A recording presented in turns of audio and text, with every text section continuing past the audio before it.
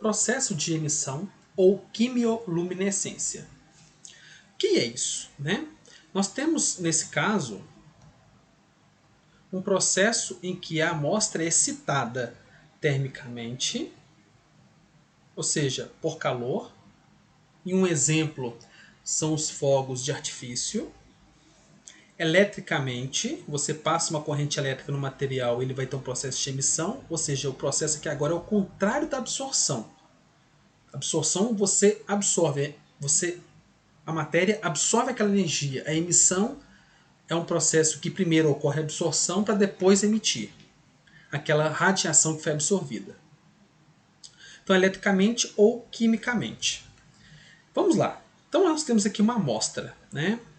Essas setas são as radiações resultantes, que sairão, né, com comprimentos de ondas específicos, né, ou frequências, né, e que irão compor o nosso espectro de emissão, onde nós temos a potência da emissão, as várias, né, e o comprimento de onda. Então, digamos que a gente tem uma amostra, por exemplo, de um torrão de açúcar no escuro. Eu nunca fiz esse experimento. Geralmente, no estrangeiro, os açúcares, você encontra eles em cubos, é o mais comum, não em granel ou pó, como é encontrado aqui no Brasil. Você tem ele na forma de cubos. E existe um fenômeno que, se você pegar esse torrão cúbico de açúcar, colocar no alicate e der uma espremida, né, apertar, quer dizer, um processo mecânico, ele emite luz. Esse é um processo de quimioluminescência, ou mais especificamente chamado de triboluminescência. Então, quando isso acontece, um processo mecânico, né, o que vai acontecer vai ser uma emissão. Semelhante também aos fogos de artifício. Esses fogos, você primeiro tem que ter uma pólvora que gera uma explosão, que gera energia na forma de calor, e logo o material que ele está presente, ele vai sofrer um processo de absorção e depois de emissão. Então, como que é o mecanismo disso? Nós temos aqui, né, o estado fundamental, o estado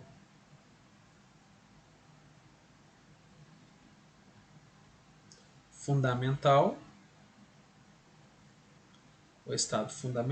né, que é o zero, e o primeiro estado excitado, que é esse 1 aqui, a gente pode chamar de primeiro estado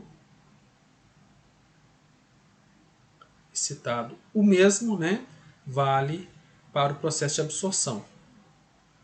Aí aqui o segundo estado excitado e assim por diante.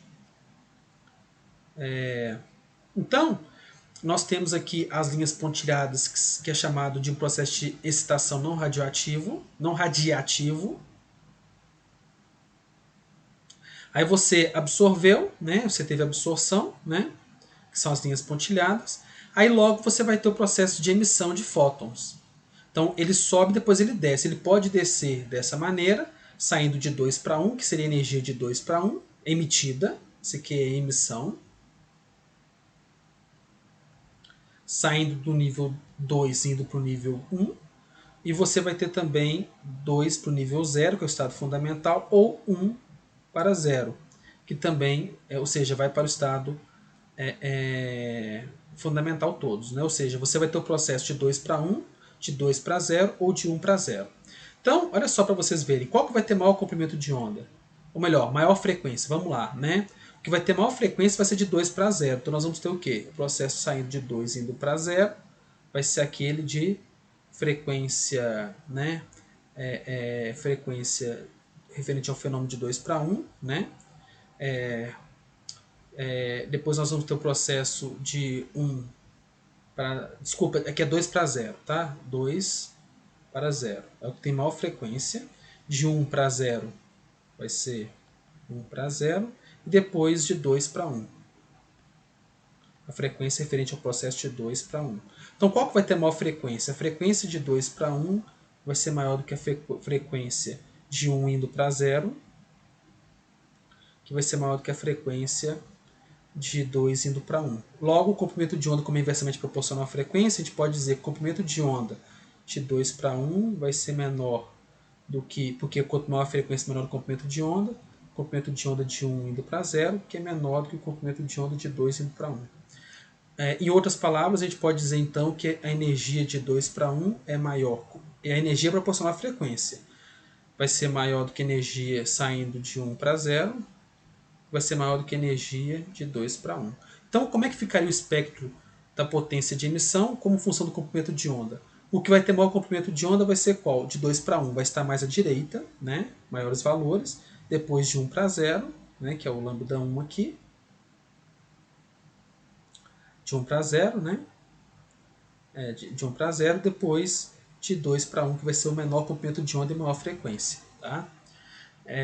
Então, o espectro resultante é apresentado como uma perda de energia pela emissão da radiação emitida como função do comprimento de onda.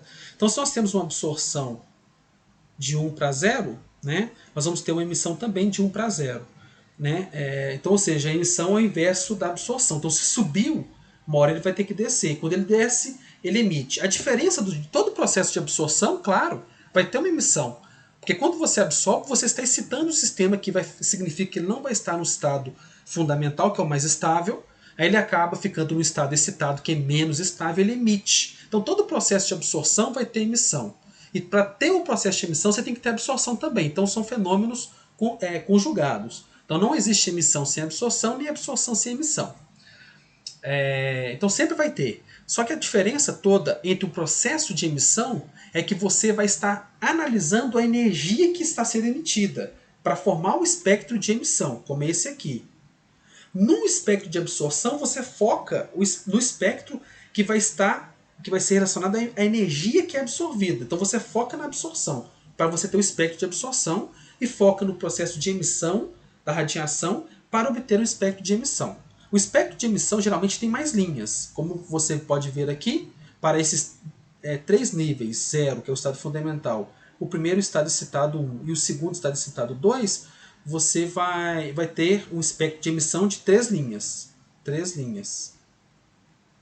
Ou 3 bandas. Né? 3 bandas, por exemplo. No caso de absorção, né, você vai ter apenas 2, de 0 para 1 e de 0 para 2. Né? Apenas 2 linhas.